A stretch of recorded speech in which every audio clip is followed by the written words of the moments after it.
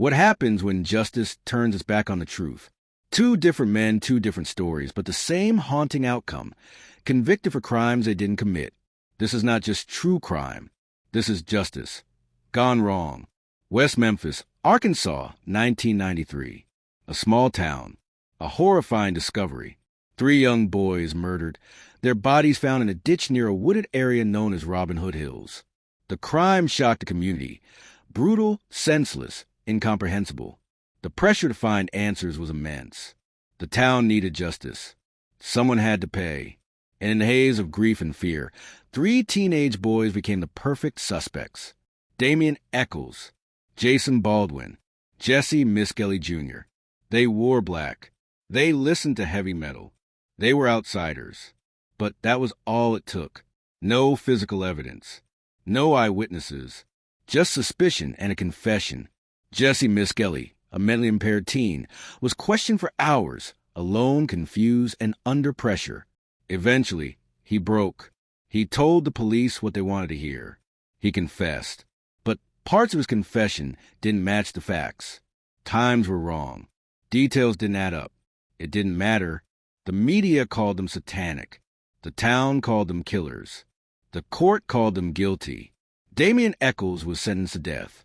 Jason and Jesse got life in prison. Years passed. They held on. They fought back. Then, in the early 2000s, new DNA testing revealed something shocking. None of the DNA at the scene matched Damian, Jason, or Jesse.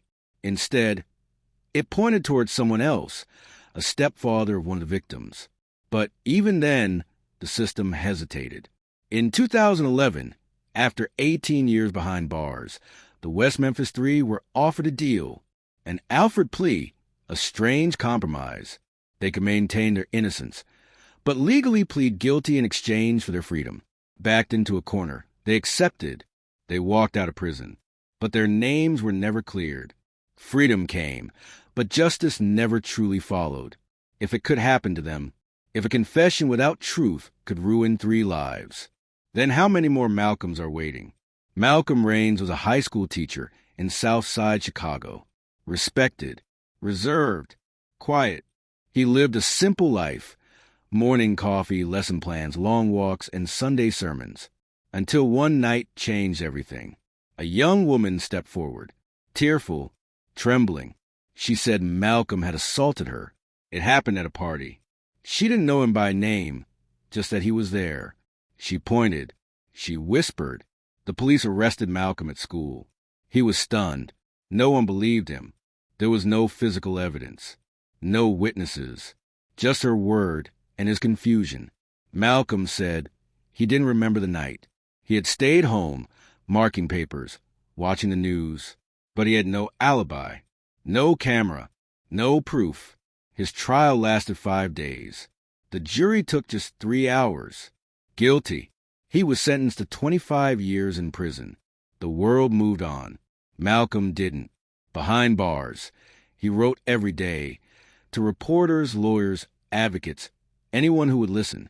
Years passed. Then a breakthrough. Another inmate came forward with a confession. He had been at the party. He had done it. His statement matched the original accusation perfectly. Things only the true culprit could know.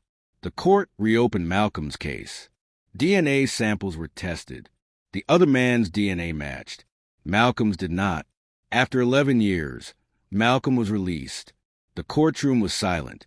No apology, no explanation. Just a man walking out of prison with nothing but truth and time he'd never get back. Wrongful convictions are not rare mistakes. They are the quiet tragedies of a broken system.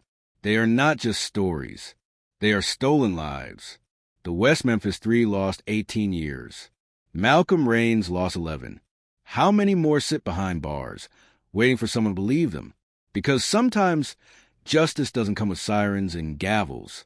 It comes with silence, and it comes too late. If these stories move you, subscribe and share. Because justice begins when truth is heard.